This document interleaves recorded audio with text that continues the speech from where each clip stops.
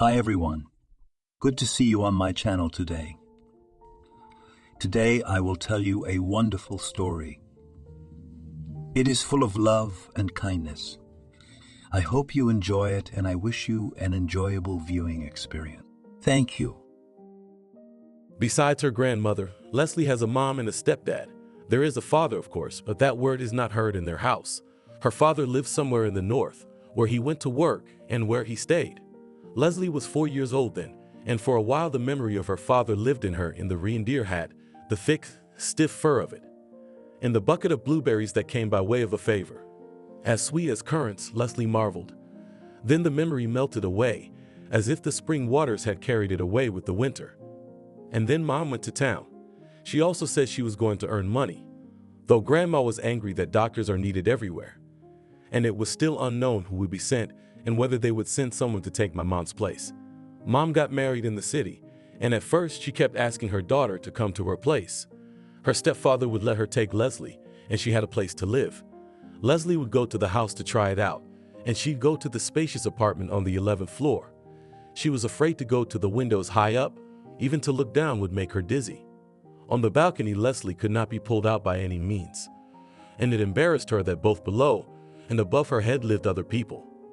They have closets and couches and all that stuff. Maybe there's a piano above where she's sitting upstairs now, on the 12th floor. Leslie shivered. It was only in the evenings, when the light of the desk lamp flooded the room, when she couldn't see the city outside the window. Leslie fell asleep early, but her sleep was shallow, uneasy. In the next room, her mother and stepfather had the television running late at night, and there was the sound of fresh, cheerful voices, or gunshots, or music, instead of the deep silence, broken only occasionally by the barking of dogs, as in their village here in the city. Trolleybuses rumbled outside the window. Her mother hoped that Leslie would be struck by the huge shopping center next to the house, as a girl should be. Those glass doors that swung open by themselves as you approached them. The gleaming floors that are continuously being cleaned by some machine driven by a man right down the halls. A waterfall of merchandise behind every display case. Her mother immediately bought Leslie a denim sundress and a pink t-shirt and told her not to take off the clothes after trying them on, but to walk like that. They went up the escalator to the highest floor. In this whirlpool, Leslie couldn't even count how many were 4, 5. And up here there was a skating rink, slot machines, a huge King Kong with rubber paws, and a myriad of snack bars. Leslie ate pizza for the first time in her life. Her mother taught her to drink a strawberry milkshake through a straw, and she'd ask her with triumphant glee, "How was it?" Leslie would cringe. This world was sucking her in like a swamp. She had to become something else to enjoy the city, to appreciate it. In the meantime, she was uncomfortable and afraid of the rebirth that would take place in her, and she did not want it. She counted the days left until she returned to her grandmother and found more and more arguments in conversation with her mother to praise her life in the village. What a school they had, what a class, and the lilacs that she and Grandma planted in Leslie's front garden. The lilacs bloomed for the first time this year, and Billy's father will teach all the kids who want to play guitar in the fall. And finally, the last invincible argument, with eyes downcast and quiet voice. "I feel sorry for Grandma. She'll be all alone if I don't come." In the last days of summer, instead of coming to get nastiest things, her mother brought Leslie back with all the presents she had bought. "Well then, I'll be coming over. Often, Mother said. A year later, Harry was born, and he became ill at once, so that it was impossible to live with him in the village. He would get a runny nose here, or his tummy would get upset. And his mother became almost like his father. A voice in the telephone receiver, a remittance slip in the mailbox. A rare holiday whirlwind, an avalanche of surprises when all the same will come on another day. Here is the cell phone, a new down jacket, a gold chain girl. Well, you here do not miss. Leslie, only the first hours, when her mother would come, tried not to leave her consciousness that it was her mother, waiting for news, looking at presents. And then it became awkward, when you realize you can't say anything back. Well, you'll show notebooks with grades, and then what? Leslie lowered her eyes again. "No, I don't miss you. No, no one's hurting me. No, Harvey won't teach me how to smoke. He doesn't smoke yet. I don't climb high in the trees. I remember I can only run barefoot on a hot day." And as if the same feet that had been running barefoot until frost began to itch, Leslie would quickly and imperceptibly disappear. She would go to Harvey's place, and they would sit in the attic, looking out from there, like lookouts from a ship. My stepfather's car would pull up, and the three of them, my grandmother, my mother, and my stepfather, would start loading vegetables into the trunk of the car. The crops here were always bountiful, and jars of jam and compote. Mother would look around, looking for Leslie to say goodbye, and Leslie would nimbly monkey down from the attic. She put her cheeks to her mother's hurried, dry lips. In the end, Leslie began to see these visits as a tribute. Her mother paid tribute with her visits to Leslie and her grandmother, and they gave her their part of the tribute with garden bounties. And again, they parted for a long time. Leslie comes home at an hour when many city kids are just pulling their heads off the pillow. In her hands, she holds a rolled-up burdock full of strawberries. Leslie has had a couple of baths, and now it's time to sit down at the table and eat breakfast. But Grandma is distracted today. She puts Leslie's porridge and does not even know that the girl sprinkled it too generously with sugar. Grandma pours only a cup of black coffee for herself, but she does not hurry to drink it. She holds her cheek with the palm of her hand and stares out the window. It's starting to rain, and Mist makes a little noise on the other side of the door, suggesting that it's not a bad idea to let him in. He is very fond of coziness, and more than once fell asleep on rainy days, curled up next to the young mistress in the chair. Grandmother and Foggy didn't hear. Leslie got up, walked across the veranda, and opened the door to the rainy garden, shaking and trembling with every leaf. "What are you?" she asked her grandmother. "Do you have a headache?" Grandmother often has a headache, and Leslie knows that those long green pills that look like candy canes are a quick remedy. Maybe she's out of pills. Then she'll run out and get some. So what if it's raining? "My girl, do you know what optimization is?" Grandma asked. If grandmother began to speak long, incomprehensible words, it is a sure sign that she is immersed in her thoughts, talking not so much to Leslie as to herself. "The head mistress called me this morning," Grandma said, now definitely for Leslie, and told me to come for an important conversation. Leslie squirmed involuntarily. She was going into second grade. She'd gotten good and excellent grades, but adults could always find something to pick on if they wanted to. Harvey, maybe he did something wrong. Principal Lucy knows he's always hanging around their house. Maybe she wants Grandma to influence Harvey for the better. Leslie thought about what Harvey might have done and couldn't think of anything. Usually they always did stuff together. "Our school will no longer exist," Grandma said thoughtfully, as if to herself. "It will be wholesale. It's not profitable for the state to maintain a school when there are 4 or 5 children in classes. They're going to bus you all around." Leslie opened her mouth. "No school?" She jumped up to run to Harvey with the news. "Wait a minute," Grandma held her by the sleeve. "I'm not going to have a job either." Grandma remembered Lucy, young and cheerful, how she had tried to soften the blow with a smile and a lot of words, in which the evil news was drowning and spreading. She knew that her grandmother had come to this school when it was still new, beautiful. Together with the children, she washed the windows from the whitewash stains. Together with them, she planted the school garden, which now drowns in lilacs every spring, and in August, it smells sweetly of apples and pears. Grandmother and her students came up with an idea to draw illustrations for their favorite books, and these pictures multiplied every year, spilled out of the classroom onto the walls of the corridor, and reached the teacher's room in a wave. Archie, a boy with golden hands, chiseled the legs of his grandmother's teacher's desk, like in the 19th century. Among grandmother's students every year there were winners of district and regional Olympiads, and someone was sure to enter the philological faculty, and someone was sure to come to grandmother on August 15, her birthday. "You understand, Barbara," the principal said. "That girl, the school's literary critic, can't be fired. She just got out of maternity leave, a small child, a family on her salary. Maybe there's some hours for you. You'll be traveling with the boys." Lucy paused. "Unless you're tempted by an offer like this, to Pompeii." Grandmother looked puzzled. If their village was getting by, Pompeii was disappearing. Like a village disappearing. A few old men, who had no one to take them away, spent the winters there. But in spring the dacha owners came, renewing their mansions, the local rubliavka. What to do there in Pompeii? Some rich lazy bum's parents decided to hire a tutor for the summer. "But it has nothing to do with children," Lucy refuted the unspoken out loud.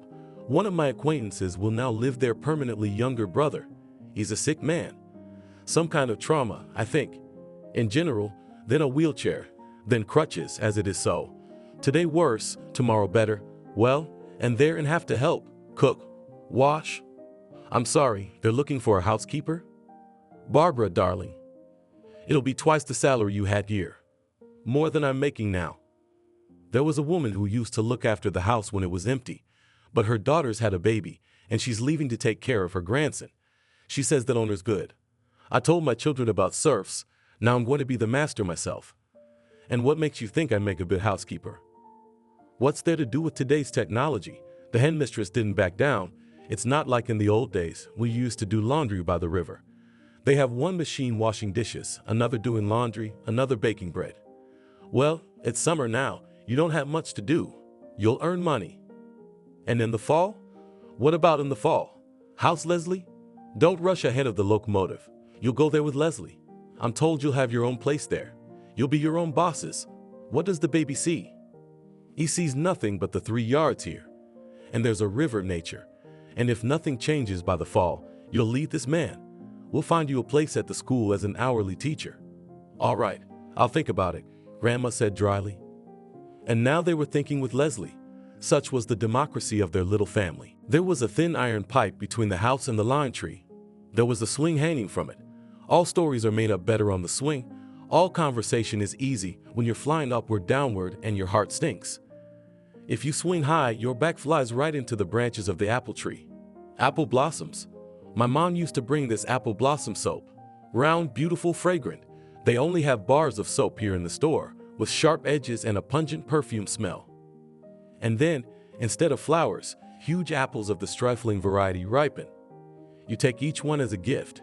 Grandma and Leslie wrap them in newspapers and put them on the shelves in the closet, where Christmas toys are stored in boxes. In the fall, she takes a couple to school for herself and Coca. One apple like that gives you enough to eat for a whole day. And if you fly on a swing forward, you'll fly into the sky. Feet soar to the clouds. The clouds are huge, like castles, like in the cartoon Jack in Wonderland. And it's not scary to fly up to them from here in your backyard. But on the Ferris wheel, when Leslie went on rides in town, her mom said, "Be quiet, be quiet." Leslie just clung to the seat. Not her own will, someone else's power lifted her up, make her equal to the sky. And just as easily could have thrown her down. But today Leslie sways, tucking the edges of her dress so that her panties do not sparkle, and Harvey sits and chews on the stem, not the edge of it, which is juicy and soft. They have long ago tasted every leaf, every blade of grass, like foals.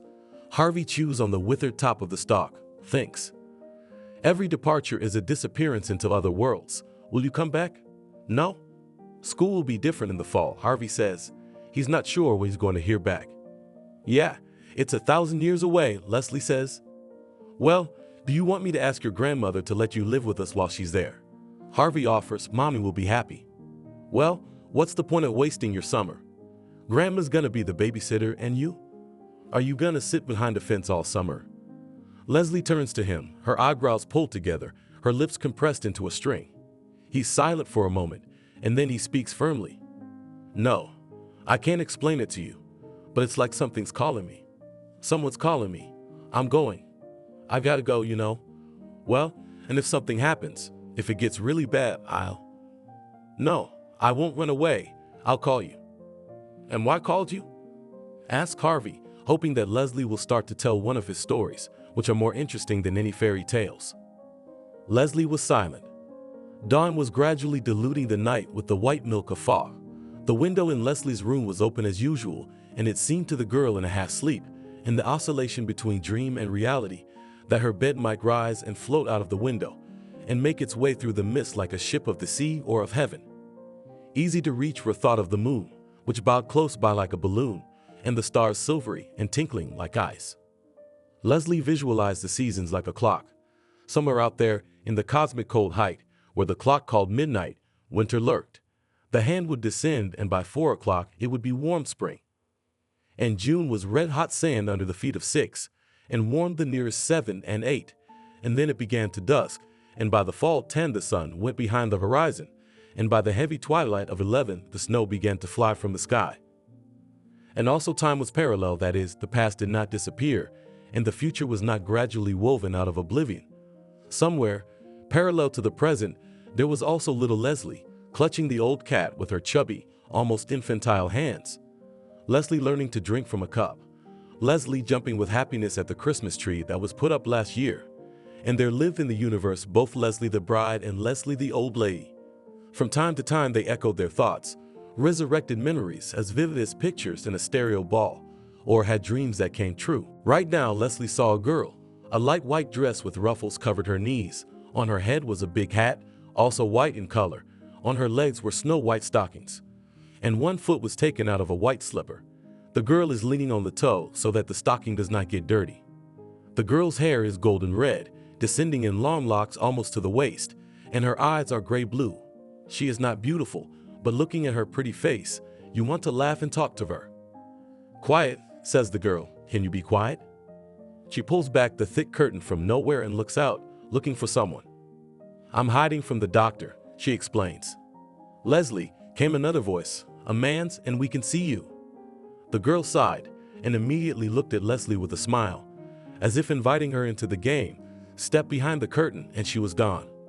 Leslie woke up finally and sat up, wrapping her arms around her shoulders. She had the distinct feeling of a new acquaintance, a feeling that belonged only to her. "I want this girl to be known only to me." And at the same time, as her grandmother used to say, "You have to sleep with the news for a night." The night passed and Leslie realized, they're leaving. Probably not for good, but for the whole summer. And summer, when it's just begun, is almost a lifetime. "Will we take Misty?" Leslie asked. Fogg tilted his head to one side or the other. Listened, his eyes were laughing. He didn't understand anything. Only his name, and he felt love. Ram aside and affectionately.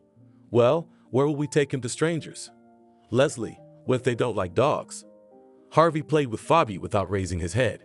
They've learned that Dobby only has to give him a sign with his hand, and he'll lie down and start rhythmically lifting one leg.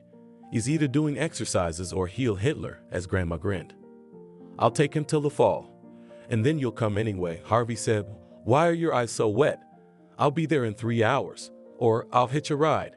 And indeed they went on walking. To the spring.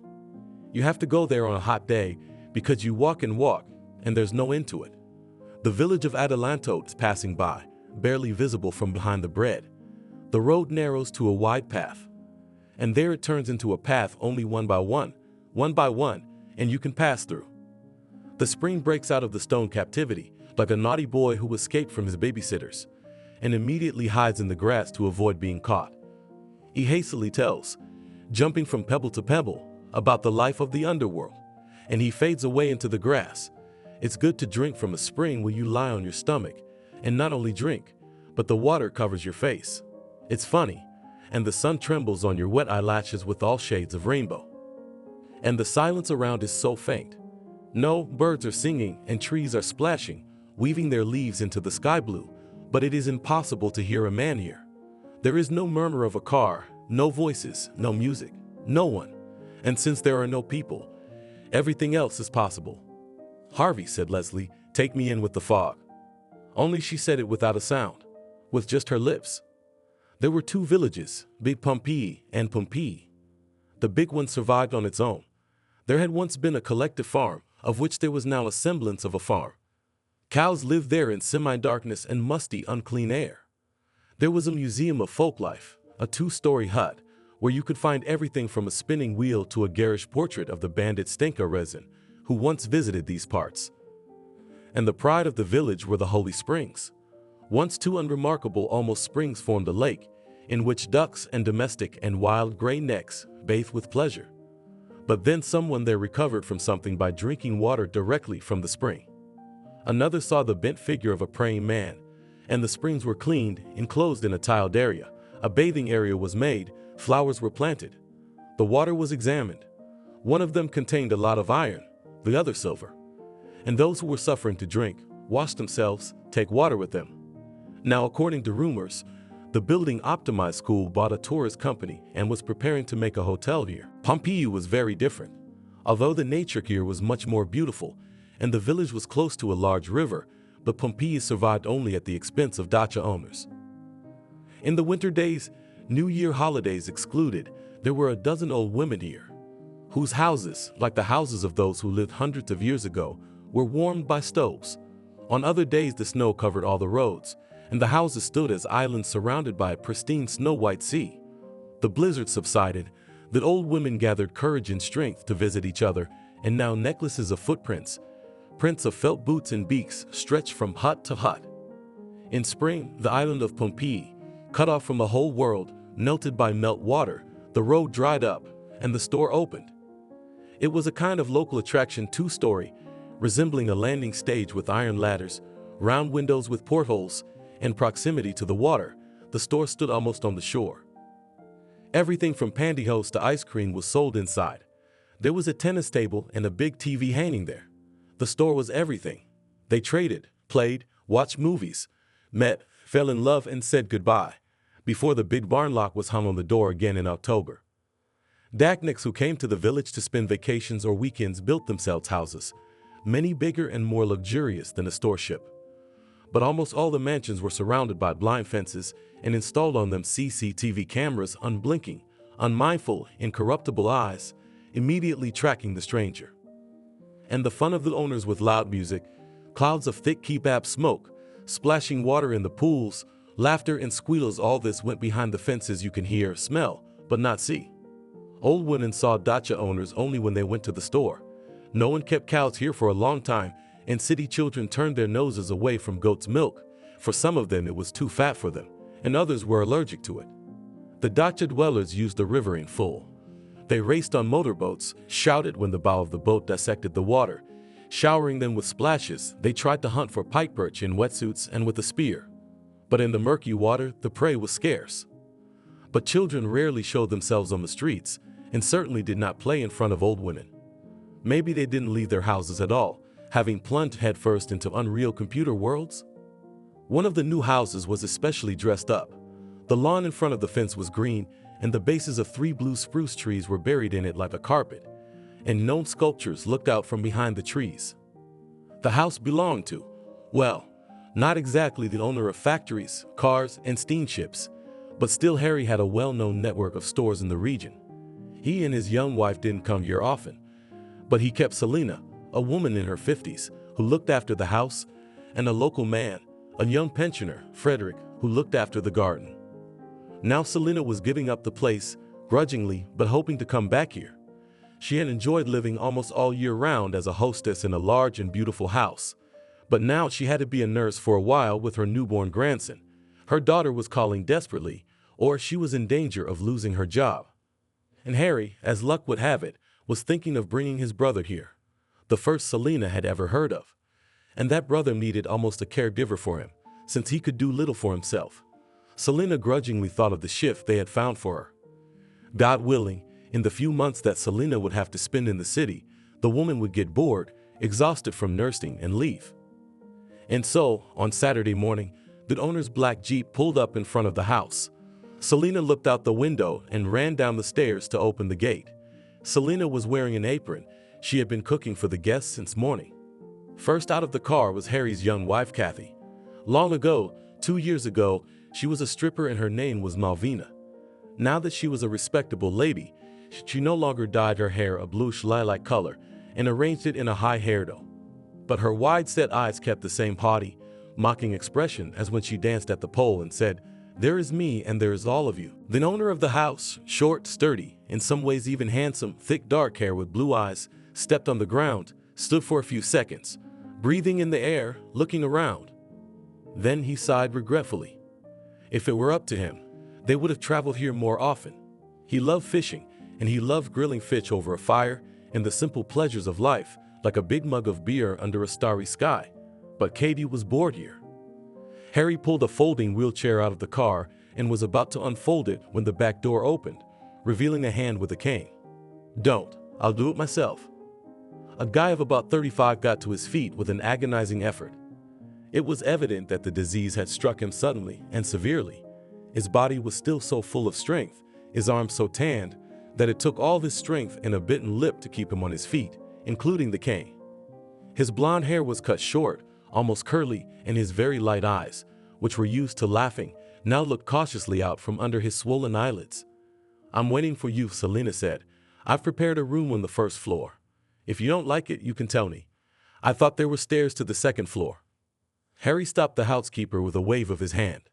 Baby, aren't you seasick? The young woman shook her head negatively, adjusted the strap of her small purse on her shoulder, and walked into the house first. She didn't greet Selena with a greeting. She looked at her hurriedly, as a dog that doesn't know whether to be kicked or petted. I've got everything ready right here. Selena opened the two halves of the door. The room was large, quiet, and somewhat dark with windows overlooking the shady garden. The main character in the room was the bed, a huge bed that could fit 3 or 4 people. Come in, lie down, Selena said. Why don't I bring you some cold compote to drink on the way? Haiti only caught a glimpse and went into her bedroom to have a look. She needed to see that no one was using her nest without her or lying under the canopy on her luxurious gold silk bedspread with embroidered peacocks. The bedroom stood untouched, almost uninhabited, even the air stale. Selena knew her place. Katie opened the window, then went to the mirror. She didn't look at herself haughtily. She looked at herself questioningly. She fixed her lush hair. Spreading her arms, she fell onto the wide bed, knowing that no matter how much Harry tried to please her and leave early, he would still be talking to his brother, and it would have to be a half hour or so. The men were left alone. Harry crushed his chin with his hand, hesitating to start the conversation. Carlos looked around. I wish I had some water. Selena appeared out of the ground with the promised cold compote. Thank you. Carlos nodded to Selena, unaccustomed to gratitude, and began to take the pills out of the purse on his belt and shake them into his palm. When a small, colorful mound of them was full, he popped them into his mouth in one motion and took a drink of compote. In about a quarter of an hour, the pain would begin to recede with a leisurely ebb, giving freedom to what was now hiding behind it thoughts, feelings. But Harry wasn't waiting now. So are you happy here? He asked, looking around. His brother looked up, squinting, nodding in a way that made the older man embarrassed. But you wanted to come here. You could have stayed in the hospital. We would have hired a doctor. Harry, remember, they found a woman to replace me, Selena said hurriedly, before she was kicked out for good. She was in a hurry to make it clear. She's a nice woman, a teacher. Only she's coming with her granddaughter.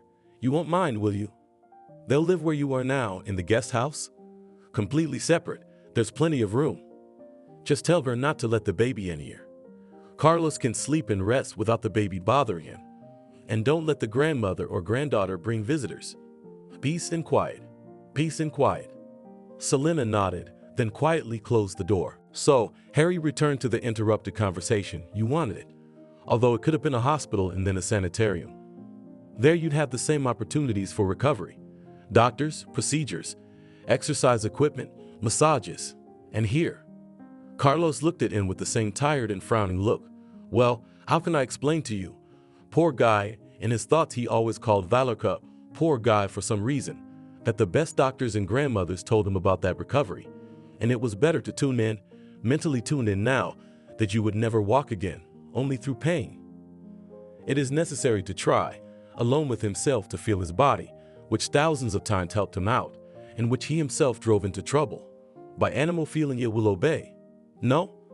And if not, then accept it finally, and reorganize all his thoughts, words, smile, future, in a word, everything.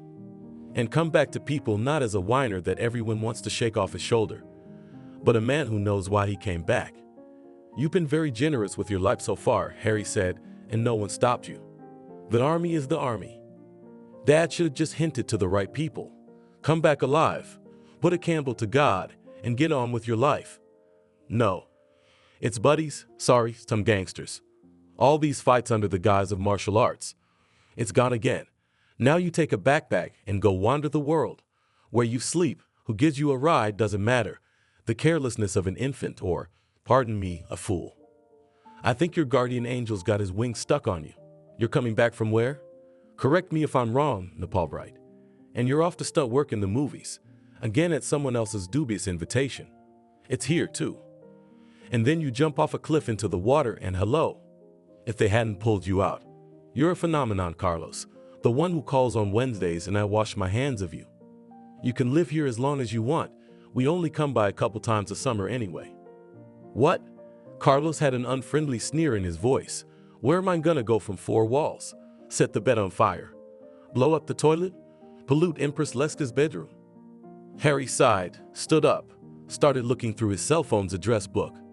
"I've got your new number. You got mine too. If you run out of meds or need anything, call me. If you're just bored here."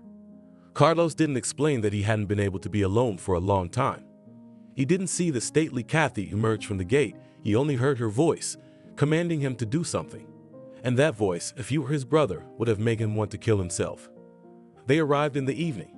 Leslie clutched the cat tightly to her chest and followed her grandmother and Selena with an inconspicuous tail. Merzik's gaze had lost its usual arrogance and was dazed. Given the will, he would probably wound under any bush, not thinking about the consequences, but Leslie clung to him with both hands. "Now I'll show you the house. There's a summer kitchen on the first floor, and on the second floor you'll live," Selena said, now without the real owners, walking toward the red brick house. There were pots of petunias on the windowsills. Leslie's head whirled fearfully as she looked around at how tidy everything was. The bright green lawn, neatly trimmed, seemed like a fluffy emerald carpet from which roses from creamy white to dark red, almost black, rose proudly. The huge mansion next to their house ended in a glass gallery. There were palm trees in tubs, some unknown flowers that looked like butterflies perched on dry bare stems, and most importantly, there was a fountain running. Leslie's mouth dropped open, and she immediately tripped over the threshold of their cabin. Selena led them straight to the second floor. The stairs were narrow and the dark wood steps were high. You had to be very careful and hold on to the railing or you'd roll down headfirst. There was one room upstairs that was spacious. Leslie let go of the cat, who ran straight to the first shelter under the bed, and went to the window. It looked out onto the garden, the tops of apple trees swaying nearby. Leslie thought it would be like living in a castle tower, and there was always a feeling to open the window, run through the treetops like grass, and then take off in flight to the clouds. But Selena hurried them to continue the tour. "And this is the winter garden." She opened the doors to the glass gallery. And as her own, slightly lowering her voice, she added, "If it were up to me, I would make a greenhouse here. Can you imagine how many tomatoes and cucumbers you could grow?" "No, they're just kind of relaxing here, even though they come here 3 times a year." There were vines with unknown names stretching to the high ceiling. Orchids, which in their homeland are considered almost a weed, were queens here. Mossy palms crowded in the corners. In the center of the fountain stood the figure of a girl. Water flowed from her palms, folded boat. "Come on, I'll show you the garden," Selena said, feeling proud of the garden. Harry bought the land, had the dump removed, the whole place torn down. But the land was still sloping, you see, so the garden had to be terraced. "Would you introduce me to?" Grandma hesitated for a moment, remembering the name. "Not the master, really, Carlos?" "Oh yes, he's probably asleep." Together they went back to the master's house, and Selena opened one of the doors. Then Leslie noticed that Merzik was afraid to sit alone, and found her, running after her. She picked him up again. It was a small room, sparsely furnished, resembling a hospital room. "Definitely asleep. Well, let's go on. I'll show you how to heat it if it gets cold." The women left, and Leslie opened the door again, entered quietly, and sat down on a chair by the bedside. The man interested her immensely. He was lying on his back, a muscular arm thrown behind his head. He had been lying so still for hours because he had found a position that hurt less. But Leslie didn't know that. She saw, but could not yet express, that there was something boyish in his face. Only this boy was grown up and tired. The cat was tired. How long could he sit on his hands? He mewed almost silently and began to wriggle out of Leslie's embrace, insisting that he be lowered to the floor. The man opened his eyes. They too were tired and swollen, as if he had a rough dream and hadn't rested at all. The man looked up at Leslie. "Hi," he said gruffly. "Aye," she said, adjusting the cat in her hands. "Did you really say you couldn't take mist?" "What?" He even turned his head toward her, listening. He squinted. "What mist?" "What are you talking about?" "My mist. He doesn't bark much, but he can jump out the window, wait for me at the store, stand on his hind legs as long as you want, and he does the healed Hitler thing." "How's that?" He asked me again. "Well, like this paw," Leslie showed, forward it and raises it up. "And he crouches down funny." "Why did you leave such a dog?" He still didn't understand. "Wait, who are you?" He raised himself up on his elbow. She liked that he was looking at her seriously, but how could he not know who she was? She gave an amused twitch of her mouth as if he'd shifted to the side, and immediately returned to his original position. "Grandma and I came to take care of you," she explained, "and Grandma said you might not like dogs. So two men took Harvey, but only until the fall, then I'll take him back." He looked at her, a ruddy, tanned girl with a face that reminded him of a spring flower. Every age has its time. She was the touching flower that one notices and admires with the first warmth.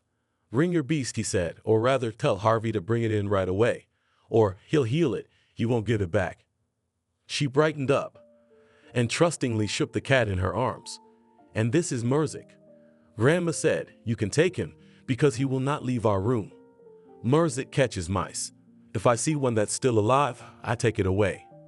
It's pathetic, it squeaks. It's good for you to take him too. He lies down around your head like a hat and starts singing songs. And then you fall asleep at once." He reached out his hand and stroked the cat. The cat looked haughty. "Why do you need such a big house?" Leslie asked. "Aren't you bored here? I haven't even seen it yet. What's wrong with your voice?" He cleared his throat. "I just got here before you. And you don't know what's interesting around here either." "All right, Leslie, calm down. I'll see everything and I'll tell you then." "You're a little girl." He couldn't stand it. "Where are you going to go from the yard? Who's gonna let you go alone?" Leslie twitched her mouth funny again, now with a look of, "Oh, those grown-ups. What would I do at home?" She explained, "I mean, if I was at home, in my room. But I know everything. Harvey and I used to go to the spring to fetch water, and where agate stones can be collected on the shore, I know. Grandmother says they are called Volga agates, and where there's an ice cave, and there's a birch tree. Everyone goes to the forest for opiates, but I can easily bring you a birch, and no one else knows where they grow, aha." And she felt even more that he was a boy, a little older than he was. He was squinting at her as if he was taking her for a ride, asking if you were lying. "And what was the ice cave? You're definitely making it up now." "What are you?" "I'm not imagining anything. It's so cold there in the summer, it's so cold." Leslie wanted to put her arm around her shoulders, but the cat got in the way. She finally got the cat down on the floor, and he trotted toward the door with his tail held high. "You can't get there in the snow, so I don't know what it's like in winter. But in summer there's frost on the walls and the floor. That summer when we had village day, it was so hot that dacha dwellers got sick. An ambulance even came to one girl, I saw it. She was lying there and they put ice on her. I said, 'Let's go to the ice cave.' And so many people followed me. My grandmother said, 'There's a mountain on top. There's a lot of stone. The sun can't reach it and it's cold.' People were sitting on the floor, enjoying themselves until the bus came for them in the evening. 'It's a deal,' he said. 'If you see anything interesting, you'll tell me about it. Just you be careful though. And not near the water.' Have you never been for a walk at all?" "Not at all." She asked almost pityingly. What would happen if he told this girl about Nepal from where he came back, and a week later he jumped into that damn lake, and about the Far East, and about Sakhalin, and about the fact that he would never go anywhere else? She gently, with two hands, took his hand in her small palms and shook her head. "Do you know any fairy tales?" "Leslie, Leslie." A voice came into the room, and a woman, no, an old lady with glasses and high hair. "You can't come in here. Go to your room." "Hello, Carlos." "Leslie." "Well, he's bored, Grandma." Leslie said it in a long voice, like she was conveying boredom. "Not him, Carlos. I explained to you. I'm sorry, for God's sake. She won't bother you anymore." "Why not?" He objected and tried to sit up. "And we agreed about the dog. We need a dog." "Hear that, Grandma?" Leslie's happy voice came from outside the door. She was put to bed early as usual, but this time Leslie couldn't sleep. Her bed was separated from the rest of the room by a large closet, so she had her own corner. But there was no high window to jump out of. And when they bring Mist in, I'll have to explain that to him, or he'll break all his legs. The fence is like a palace with wrought iron gates, and its heavy iron bars go all the way to the ground. You can't get under them. And the fence is topped with sharp spikes. But behind their house, where there is a big garbage can, there is a green plastic sheet instead of one of the spans, and it can be easily pushed away. And someone must have taken advantage of it, because there's a path running away from the loophole into the woods. Leslie lifted herself up and looked at the sun, which was almost set. You have to sleep overnight in a new place, and then it becomes your own, Niv. You know which tree the sun sets behind, and in the morning the sky begins to lighten over which tree. and at dawn everyone here greets you. Birds and grasshoppers sing to you as a good friend. Then Leslie thought of the man she had met today. Grandmother said that he was quite helpless, he should even be served a cup of tea. But Leslie couldn't help thinking that no one would dare to hurt her here, because there was this man. Natalie had been at sea for the last day. In the evening, a bus was to pick up the tourists who were staying at the hotel on Parkova and take them home. It was going to be a long journey with an overnight transfer. So in the afternoon, Natalie wanted to have a good rest, to walk around the favorite local places to say goodbye. But it didn't work out. She realized this in the early morning. The approaching heat had whitened the sky, and the air was still. Though the hotel room overlooked the forest, it was only at this hour that she could open the door to the balcony and enjoy the damp forest odors and birdsong. When the sun rose and the air began to warm as quickly as if an iron had been plugged in, Natalie closed the balcony door, turned on the air conditioner, poured herself a glass of cold apple juice, and stretched out on the sofa. For the first time in her life, she was going on vacation alone, but in the strict sense it couldn't be called a vacation. She had come to the sea to be alone with herself, to calm down, and to think how to live further, to make some kind of plan. It was a cheap tour, just right for her, because she was left with almost nothing, but that was nothing. The important thing was that they didn't give her Mickey. She wasn't naive enough to try to steal her son and keep him. Natalie was so tired that she fell asleep on the bus and didn't want to get off at stops, and when the elderly attendant Madi woke her up, she just shook her head and went back to sleep. She awoke on the morning of the second day's journey. It was overcast, and instead of yesterday's fields, the bus was surrounded by mountains. The emerald green of early summer, which had not yet burned out, glowed softly against the pre-thunderstorm sky. It was as if the earth was lighting up the sky, not the other way around. Natalie got her first good look at her traveling companion, a middle-aged man, not her now, but him asleep. In the 24 hours he'd been out and about, doing a crossword puzzle, rustling through a magazine, eating some cookies out of a bag, it was like she was seeing through a veil. And her whole life for the last few years had been through the same veil, if you could make sense of it. Last stop, Maddie announced. Breakfast, get cleaned up. We'll be there soon. Bear with us. The man woke up, shook his head like a dog shaking off water, took out his cigarettes. Natalie descended the steps of the bus carefully. She shook slightly. She jumped to the ground, put her hands behind her head, and stretched her whole body. She was not in pants, as almost all women were, but in a long balaclava dress. That way her thinness was less noticeable. Already it felt south. The air smelled different, but the sea odor could not be carried by the wind. Far away, near a small cafe, there were two lions on pedestals, reminding those who guarded the palace. Pine trees grew unusually fluffy, and the black metal fence around the cafe was braided with roses. The blossoms were huge and somehow serene. Aristocrats who knew only the mild southern climate, who wouldn't be disturbed by frost. Back in her native land, roses were smaller, and they didn't always survive the winter. Kef sold pies, khachapuri, and akma at a triple price, as they always did on the road. Many tourists bought red wine in plastic cups, though Madi scolded and demanded to get to the place sober, and there as you like. When they got back on the bus, Madi shook her head. "We'd better get through the Serpentine before it rains," and began to remind us to remember to buckle up and to keep the paper bags in the seat pockets. Now the bus was on a mountain road, really serpentine, but the mountains were not terrible, low, but island-topped, densely overgrown with forest. They resembled green candy truffles. And behind them we could already see the sea, which on this day also seemed pale blue and shining like an aquamarine stone against the leaden sky. Following her host, a young man named John, Natalie furtively picked a few berries and put them in her mouth.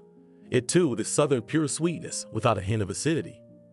Natalie was placed under the very roof, a small room with a balcony almost overlooking the forest.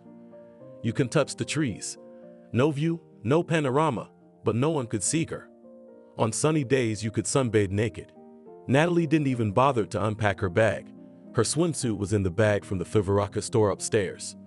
She put on the swimsuit, then hastily put on her hoodie and locked the room a few minutes after the maid had opened it for her. She had convinced herself that she would think of nothing this week. What was 1 week? To wander in this park, where the catalpas are already in bloom, and the white flowers that look like little orchids come down in a heavenly snowfall. where the carved gates are hidden under a carpet of scarlet roses. She passed the park askew and found herself suddenly by the river. The narrow, inconceivably turquoise-colored river instantly revived in her memory the Caucasus with its mineral waters. There was a narrow bridge across the river, which swayed with a creaking squeal with every step. Natalie walked carefully, holding onto the railing. Almost the entire village was on the other side. A mother and a little boy were walking toward her. He could not yet reach the railing, and he shrieked with fear every time the bridge swayed. The mother let in with a firm grip on his collar. The pain had to wait it out, and Natalie stood for a few seconds, repeating to herself only that it wasn't the first time. It wasn't the first time. But how many more times would there be? "Are you coming?" someone asked from behind. She was blocking the way. Natalie crossed the bridge. On the other side of the bridge were the market stalls. A spider's web spread out so that no vacationer could get past it. It smelled of smoked fish, roasted meat, herbs, coffee, and sea breeze. Hope to stalls, weightless hats with big brims swayed in the wind. Brightly colored scarves were ready to burst into the sky. And as from a cornucopia of everything that is connected with the sea and can lure people who came to meet it. Inflatable circles and mattresses, flippers and masks, mugs with painted dolphins, boxes of shells of all sizes and shapes, and others with starfish pale gray or painted. They also made temporary tattoos, invited you to kebabs, offered to take pictures with exotics, and without waiting for your consent, rushed to hang a huge snake around your neck or put a parrot on your shoulder. This holiday of life was overwhelming, and not at once one could sense in the traders the bureaucratic vivacity of mass entertainers. "Look," someone said, "we're freezing here, and the girl is going for a swim." Natalie realized later that any weather that didn't scorch the earth seemed cold to the locals, and even more so when it was overcast and rainy. She stepped leisurely off the embankment onto the beach, onto the coarse gray pebbles. Not many people were here now. Natalie leisurely took off her hoodie, as if it had finally fallen off her slim figure. Just as slowly, she curled her blonde hair into a bun, secured it with an elastic band, and went into the sea directly without that token, "Oh, it's cold," without delay, to get used to the water. She entered and swam with the measured movements of the swimmer, who is not easily tired. Soon she was at one of the red buoys, and she knew that she would not be allowed to swim any farther than that. The lifeguards would call out and tell her to turn around. She rolled over onto her back and lay like that.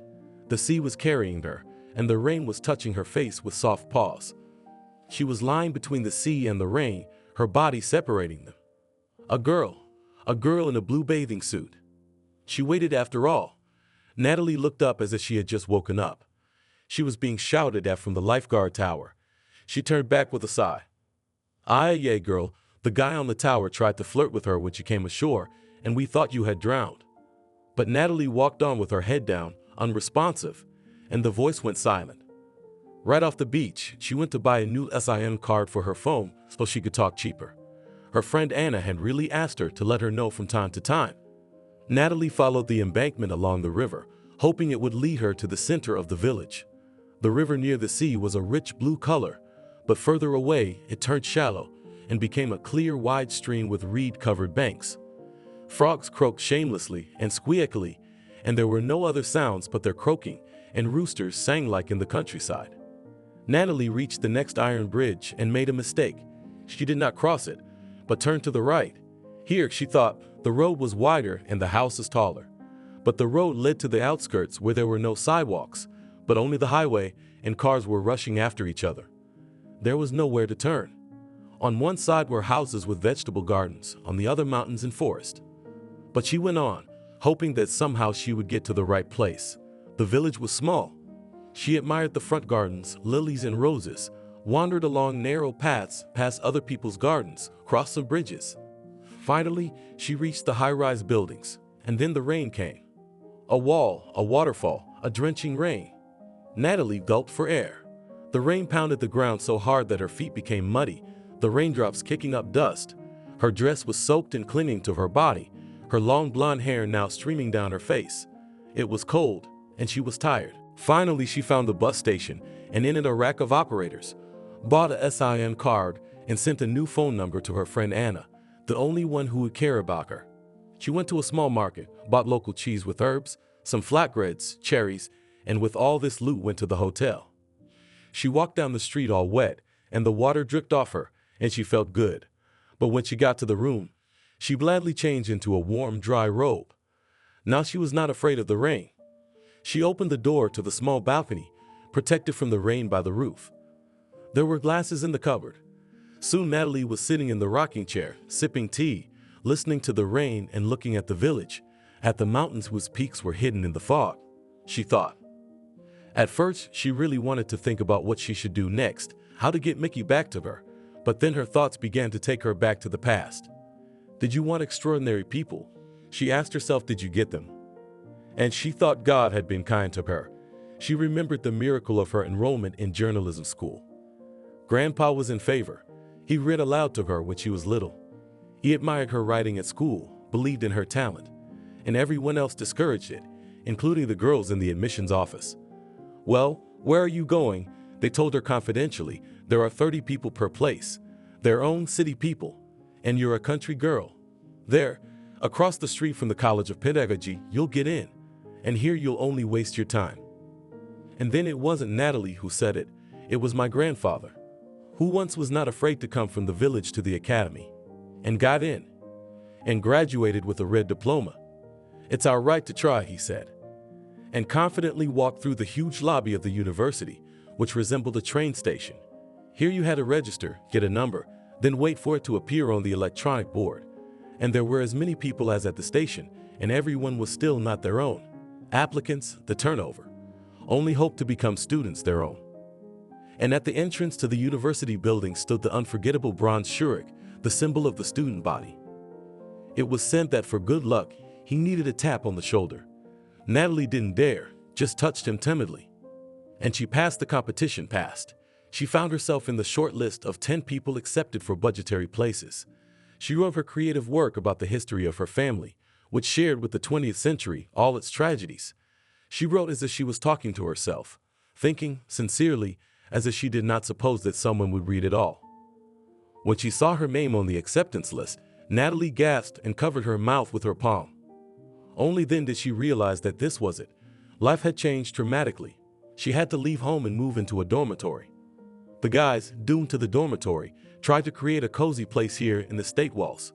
Rugs on the walls, a door covered with sodding, and a bell, everything like in a house. But in the room, the kitchenette was separated by a cupboard with an illegal electric stove. Natalie started working early, writing reports for the city newspaper. She was welcome there. And if some beginners were condescendingly called legs, live dictaphones, meaning that they could only take the material and an experienced journalist would write for them, Natalie's materials were printed with her signature. And then she was sent to interview a visiting singer in a hotel room. To her shame, she knew almost nothing about this artist. Grandfather hated pop music, he recognized only the classics. He himself in his youth had a beautiful, almost operatic voice. But for the newspaper, it was a good luck to interview a star. One of the guards at the hotel was the brother of their editorial chauffeur, and he would take one of the journalists to the coveted room in the evening, when the artist would be home. Natalie caught herself still calling the star of the stage Barry the artist, impersonally, but with a tinge of bitterness. And he had not come alone, but with his father, and when she knocked, there was only his father in the room. He opened the door in a t-shirt and sweatpants, and when he found out who had come and why, he hurriedly pulled on his jacket. He still has a concert, he said, but it's already over. He'll be here soon. Come on in. As it turned out later, Barry was fleeing from the female fans who had burst onto the stage, wanting a piece of his black silk cape as a souvenir. In the end, the cape was simply torn for souvenirs. The artist returned 2 hours later, by which time his father had persuaded Leslie to try some inconceivable cognac, which he took out of a box, gold from the painted metals. Bad cognac, we must get rid of it. The artist returned and seemed drunk too, but from fatigue. He looked at Natalie and said, "My God, how beautiful you are." Natalie had only read about it happening like that and didn't believe it, that it could happen at first sight. From the get-go, no doubts, no hesitation. I need you and no one else. Turns out men have that right to decide. He was handsome. He looked like a gypsy or Voland himself. At least that's what you'd imagine Woland to look like. Thick hair, blue-black waves over his forehead, and eyes so black that the pupils were almost invisible. Leslie's tall at his shoulder. He attracts stares wherever he goes.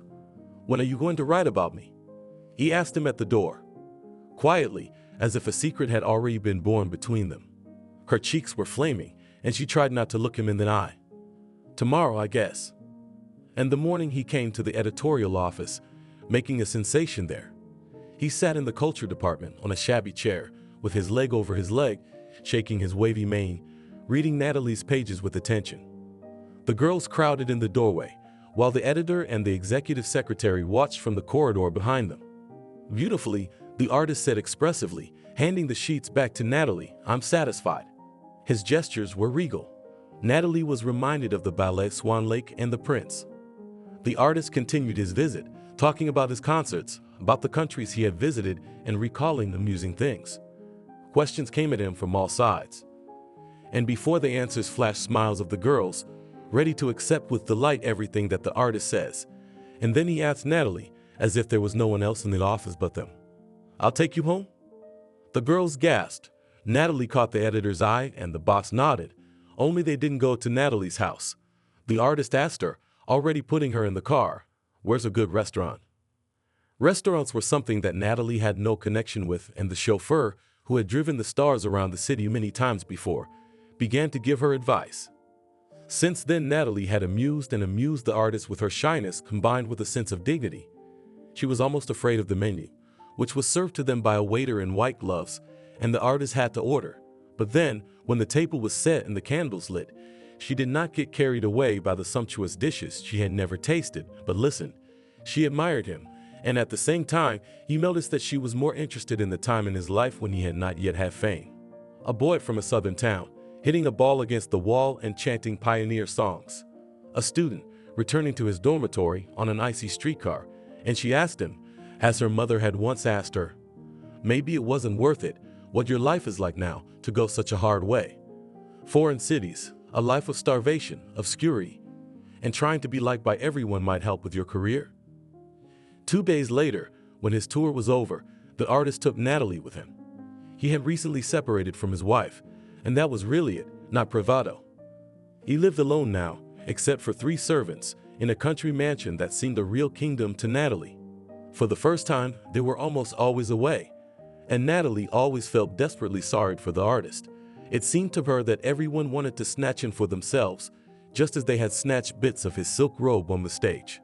And in him so much kindness, she thought he is always kind, smiles at everyone, hugs, allows to be photographed together, does not forget to say compliments to fans.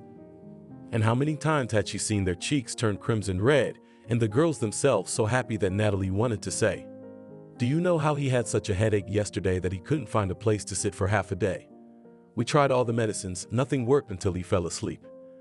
Do you know that before a concert he gets nervous? He can get upset to the point of tears if the coffee in his cup is warm instead of hot.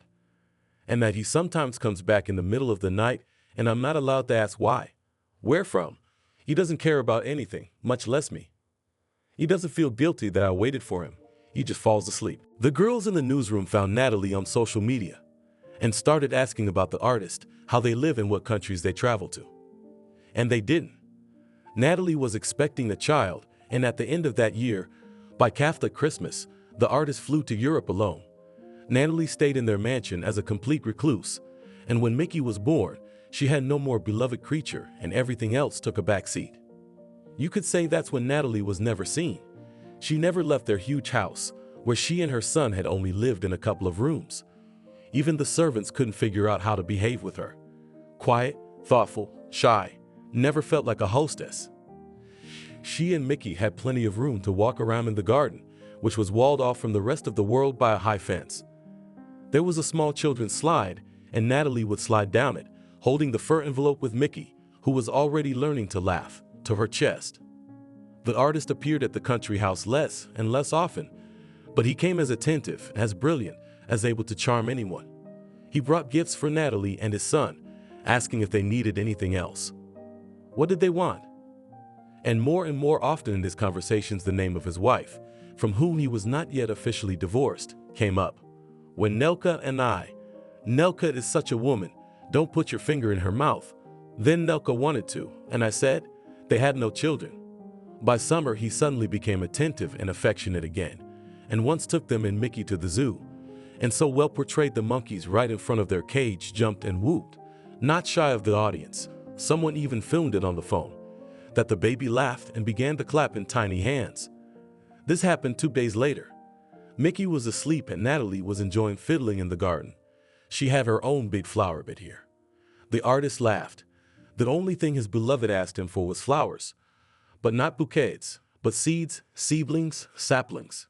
And now everything that had been planted in spring was blooming and fragrant.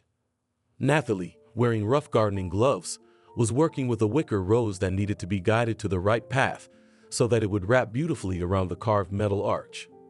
It seemed to her the gate was far away from the garden that a car had pulled up. She even called out to one of the guards, a 2-meter tall monolithic nanny who appeared in the garden and strolled between Natalie and the house. Had someone arrived? Barry? The guard shook his head silently, and Natalie returned to her roses. She labored without lifting her head until she heard far away, but that sound was unmistakably Mickey's crying. What? She blurted out. How? It just couldn't be.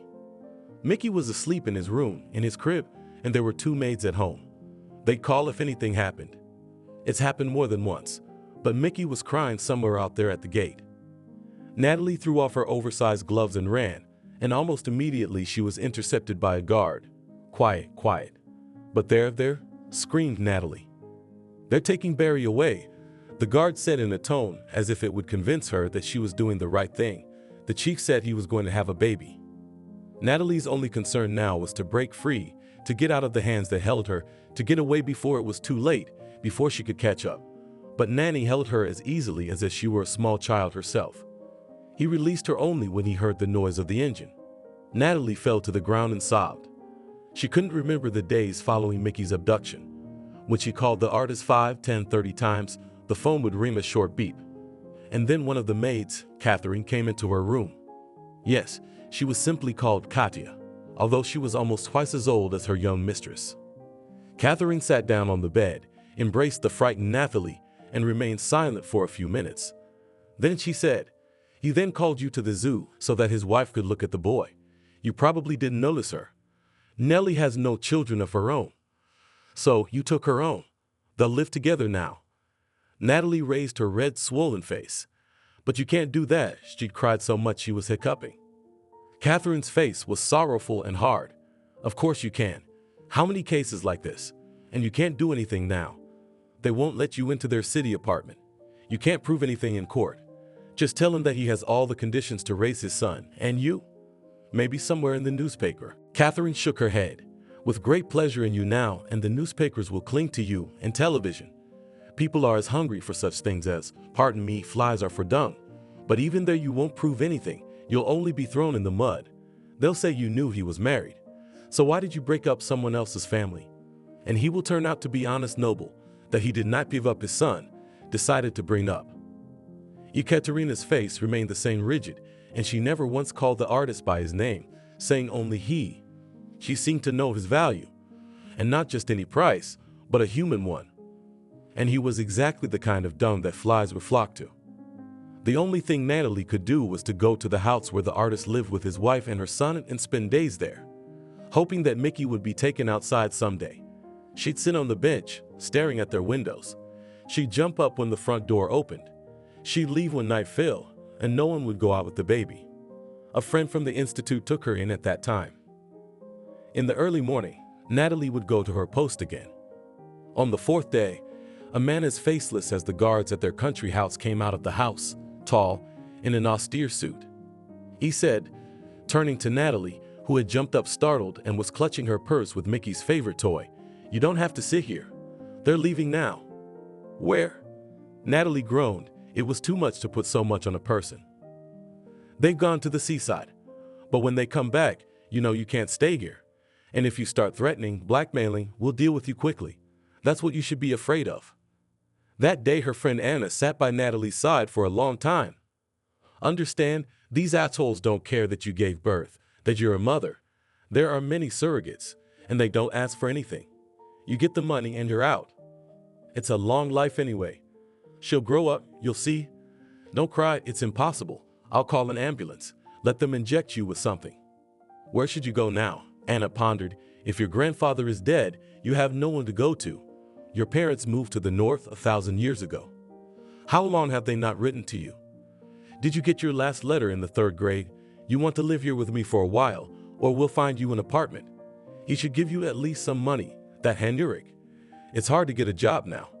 While you find one, get a job. Natalie shook her head against her pillow. A few weeks later, Anna brought her a week's trip to the sea. Change the situation. Think about what you're going to do next. Or maybe, who knows, she was saving that last argument for when you meet them there. They told you they went to the resort. But of course, Natalie didn't meet them there. They were obviously somewhere in Nice. Now it was time to go back. She knew what she would do. She would go back to her and her grandfather's house, back to where she grew up. She had no one left but her friend Inka and her own walls. Let the wound heal a little, and then she'll decide what to do. It was unthinkable to leave her son to strangers, and she now considered Artis to be a complete stranger. In the last few days, she had come to the embankment in the morning, sat down on a bench in a shady corner of it, and thought. In that luxurious and fake world she did not fit in, now she needed to find the ground under her feet. She would go back to the village, unlock the old house, breathe its air. Maybe she attracted someone's attention, a young woman in dark glasses, sitting still and stern. She stood out against the background of those who strolled in idleness and relaxation. It was getting dark. Fishermen were gathering on the breakwater, and yachts with high masts were returning to the lagoon for the night. And fishermen's fishing rods were also long, and green lights were burning on them, and the sea always became scary at night. At the breakwater, the storms were boiling, the waves were crashing against the rocks, and the black, unsearchable desert of the sea stretched to the horizon. Then the moon would rise and spread a silvery path on the waves. But not afraid of this black sea, from stone to stone, jumping almost to the waves, almost to the fishing rods, local cats were hurrying.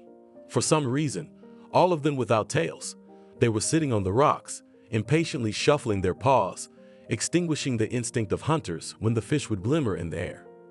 Southern fireflies flew by, their lanterns burning with yellow and green sparks. On the right flashed a rusted iron ladder going up a hill. And there was a sign, private property, no trespassing, and at the top was a rusty fence. I couldn't help but run up carefully and quietly. Leslie peered through the gap. It looked like what used to be a campground. Dull wooden huts, waist-high grass. She could have climbed over the fence and explored the cabins, but not now. Leslie was in a hurry to find out what was at the end of the trail, and get home early so she wouldn't get caught.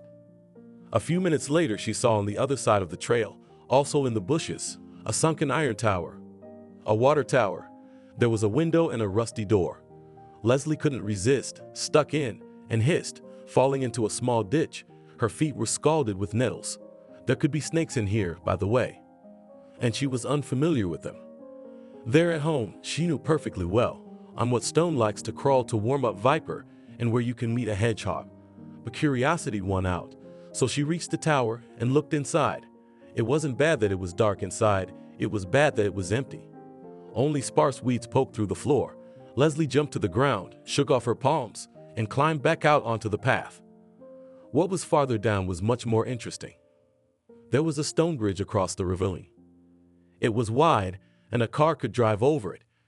It looked like it had been repaired not too long ago, but the stones on the sides of the bridge were ancient, uneven, covered with moss, and in general, it was so nice here.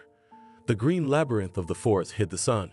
The outstretched arms seemed emerald, and it was clear that the heat would not be here even in the intense heat.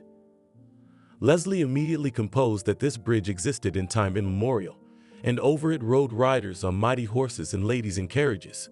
And if you put your hand to these ancient stones, they remembered them, of course. And you can hear the clatter of hooves, voices. She took her hand away and nimbly climbed up the nearest hillside, where she imagined something. She froze in utter delight. There was another plaque, and on it was an inscription, all in honor, archaeological monument, ruins of an ancient fortress, protected by the state. It was obvious that the state had not protected anything for a long time. There were a few plastic bottles and other trash, but above them, between the roots of a pine tree, another man would have wondered what kind of fortress we were talking about. But Leslie saw at once. These wild stones were so fitted together that they formed a piece of wall, no doubt. So this place, his soundless voice told her the truth. The ancients had lived here, and the place is good from afar to see the enemy or friend.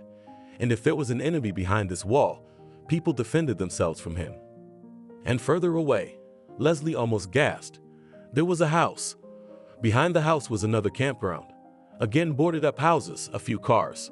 But the house, it was old, white, abandoned. She realized it at once. Abandonment was obvious.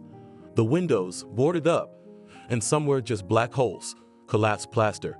But the house itself told her about the antiquity. It did not have the pompous scale of an unfinished new building. A restrained beauty, noble, with dignity. It was like, let some old mark be, my lord. Leslie cast a quick glance toward the campground. At this early hour, none of the people were still in sight. Adults hate it terribly when children get into old houses. Adults think that the ceiling, the walls, and all the stairs will collapse on the children there at once. Crouching down, Leslie took short strides to the side of the house that overlooked the woods. One of the windows was boarded up only halfway. Leslie grabbed the edge of the board, pulled herself up, and slid through the window. It was a hard and clumsy jump to the floor. The gap was too narrow. Leslie looked around. It was a small corner room. Light once, 2 large windows. Leslie imagined at once what it would have been like to live here. Listening to the sound of rain, playing the piano, pensively thumbing through notes, reading novels, sitting in an armchair, listening to the sound of horseshoes clattering like gunshots, inhaling the smell of wet grass and lilacs. The walls were covered with exposed shingles, and on the floor were several empty 5-liter bottles of Rodnick water. Leslie took a step further and froze on the threshold, holding onto the door jambs. In the hallway, the devastation was even greater. A collapsed staircase. There was no way to climb to the second floor. The ceiling, still white, seemed as high as a temple. Piles of garbage, some old mattresses, bags. Someone must have used the house as a dumping ground. The house stood defenseless and still beautiful. And there was a story you wanted to tell. Oh, how Leslie would have stayed here. How she would have studied the mysteries of the house, looked at the marks on the wallpaper, at the chandelier, from which hung the only crystal, listened to what the house wanted to tell her. But she couldn't. She went out the same way, and deciding to look there for the last time, where something glittered between the lilac bushes, for 5 minutes only. She ran down the hill on which the house stood, and clasped her hands on her chest, as if she had received a royal gift, as if the morning had filled her head with miracles, when she could not believe that this wealth was royal, paradisiacal for you, and only for you. Before her lay a small lake, water the color of dark amber and yellow lilies. At first she saw only that, and it was all hers now. And the brown velvety reeds, and all the frogs and frogs that jumped into the water from under her feet, and that little island in the middle of the lake, where there was a birch and a stone, and where Leslie would also be someday. She would learn every waterhole here, every lily lying on the water, every pebble she would know by name, give names to the water bugs. She'd come home drunk on these wonders. She'd even sway. How much she had to tell the man who lay motionless and knew none of it. Did you say lake? A lake, yes. Leslie clenched her hands on her breast again, and the water is so dark that there may be no bottom at all. You know the city of Kitej that went underwater? It was flooded with bell ringing. The ringing ran like silver streams and mesmerized the city, and it hid in this silver. And there's something here, I know it. Can mermaids live there? In the lake? If they live there, then on even, they'll come to the ground to weave braids. We can see. When will you get up? Me? Cardo's eyebrows shifted to the bridge of his nose. He was so perplexed by this question, as if Leslie had asked him when he could fly out the window. You know what? Leslie thought quickly. You can get there on horseback. There are horses around here, aren't there? We have one where we live. The shepherd has 2. Harvey and I can ride, really, and the horse will go down to the water, and you'll see everything. From her point of view, it was impossible to waste time and lie down and just go on with life. If you can't walk with your legs now, you've got to find something to replace them. Get 4 horse legs instead of your own 2. And also, said Leslie, not so boldly, I saw in your garage. There's a boat and some hunting rifles. You're not going hunting, are you? How do I tell her, this girl? He's killed people before, but he'd never been hunting in his life. Never happened, and he never wanted to try. Raise a hand on someone weaker, killed just for the thrill of it. Just don't go swooning out there alone, he asked. Sometime later, when I have a horse. Leslie nodded fervently. The rest of the day went well for them. Grandmother had despaired of taking Leslie to their room, or at least to the garden. And assured after Carlos' words that the girl was not a nuisance, she did not separate them any further. And Leslie scrutinized the pills Carlos was taking. The pain that showed on his face didn't escape her, and the way he reached for the vial afterward. "Does it help?" she asked. And he almost laughed in spite of the pain the way she asked it, with the intimation of a little old lady. And then, as the medicine began to take effect, he fell asleep for a while. When he woke up, Leslie was sitting beside him, wiggling her leg and sticking out her tongue a little, weaving a wreath of dandelions. There were lots of dandelions, and the wreath was long and long. "You know," he said, "horses ever after a nap. In Indonesia they hang such wreaths of flowers around their necks. In India too. On festivals, when I was there." And if before she had seemed an old woman to him, now she turned to him and her eyes opened childishly. Where? She almost breathed it out. If the little lake was a marvel to her, he who had been in the land of living elephants. He told her until dinner, and already her grandmother was dragging her almost by the hand, but she did not want to leave. And noticing his lips contorted with pain, she twisted out from under her grandmother's arm and rushed to the table. Pills. The pills must be given quickly. She found her last treasure of the day in her new home, or rather in the garden. Just as in the morning, when she had to walk around these endless possessions, find every flower with a keen eye and say hello to it, nod to a robin perched on a branch, and stick her nose into the velvety coolness of a blossoming rose, so in the evening she had to say goodbye to everyone here for the night. A discovery awaited her when she first looked behind the arbor braided with wild grapes. In the evening shadows it seemed like a cave in which there was little chance of anyone hiding, and Leslie went fearfully around it. And then she saw a semicircular stone barrier, on which it would be so comfortable to sit, and in front of it a real cave, also made of stone. It was up to Leslie's shoulders. There was wood in the cave, and there was a hole in the ceiling. "It's for fire. You can make a fire here. Keep the wood nearby and the matches in a nook, so that the rain wouldn't soak them." Leslie knew how to start a fire with the first match. Now she sat down, noticing at once on which side the fire would start faster. Her hands were chilled now, and she looked forward to sitting by the living fire, which breathed in her face, warming her. It wrapped her for a few moments in a light cloak of smoke, and then it was gone. Only the air swayed lightly over the flames. She sat on one of the logs stolen from the fire and looked into the fire. And her gaze was still now. She knew it had happened so many times before. Everything around her was about to stir, just as the air above the fire had done, and then it would melt, recede, and be replaced by something else. She was in that old house again, and it was the same quiet evening hour as here. But instead of the junk and squalor, the dirt floor, and the blue-painted walls, she saw now the coziness of a small room. A black piano with carvings and a candlestick on the lid. A porcelain boy, frozen in a run, with a torch in his hand. However, the candle, though there was a candle, was not burning. The lamp on the desk, on the other hand, was lit. With her back to Leslie, a girl was sitting at the desk. Her face Leslie could not see. Her dark blonde hair was braided into a long, thick braid. A white knitted shawl with long tassels was thrown over her shoulders. The girl was writing something.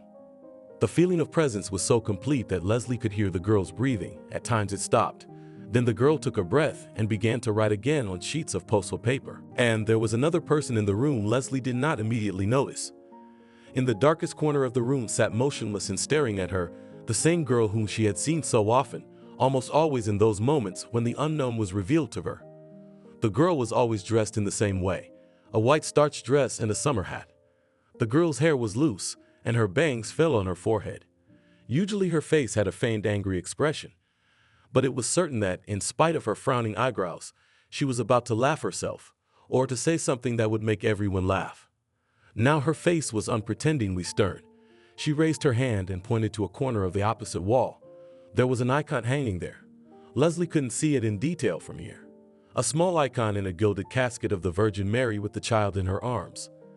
Leslie took her eyes off the icon and looked at the girl again. She nodded. Then she put her hand on her breast, and Leslie could see something curled between her fingers. "Where do I have you?"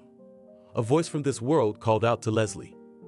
As she tried to hold on, She felt as if she were being torn out of a dream that promised infinitely more, a dream that she would never dream again.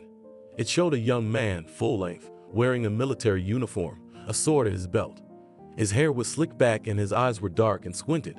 Was it the world or just her? "What are you doing here?" Grandmother's footsteps were both heavy and soft, hurried, but Leslie had time to look up. "Who gave you permission?" "We don't need a fire in here, do we?" "Well, this was built for fire to live in. It's a house for fire," Leslie explained.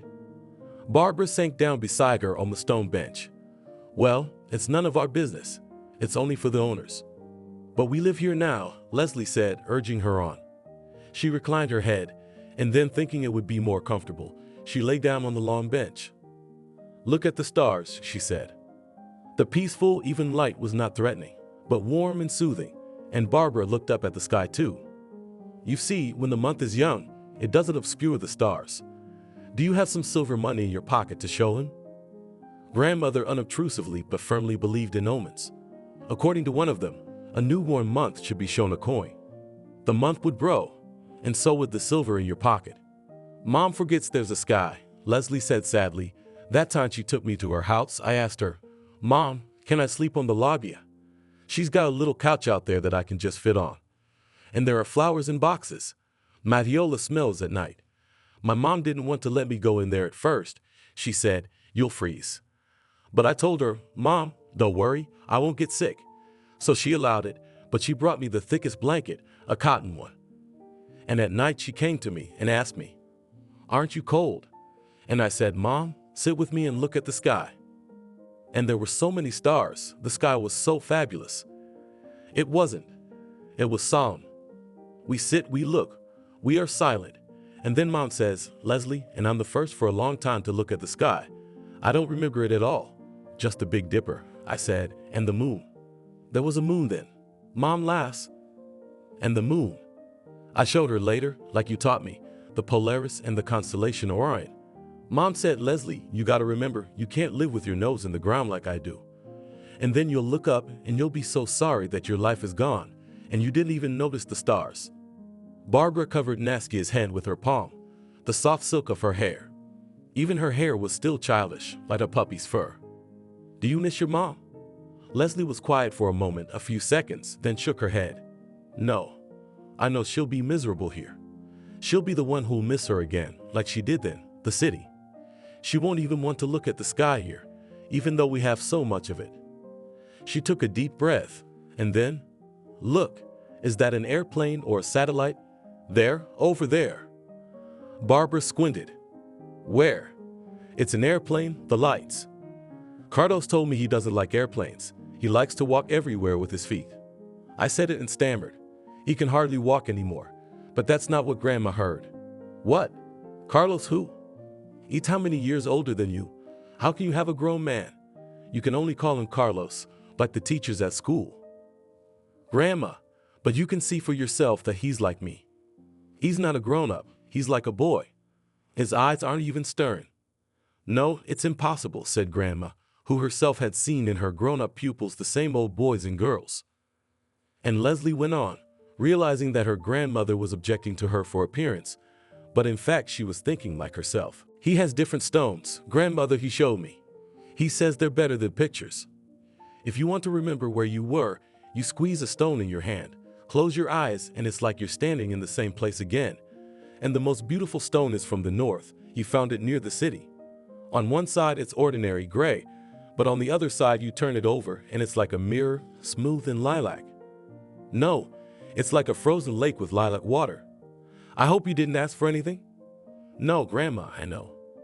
Leslie knew that if a person looks at a thing that you have or takes it in his hands, and his eyes become happy, just because it is there, exists, and it does not matter whose it is, then this thing should be given away at once, because it and its real owner have finally met.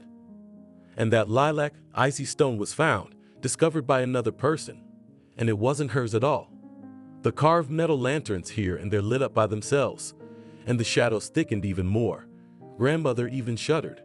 "Put out your fire so there's not a charcoal left."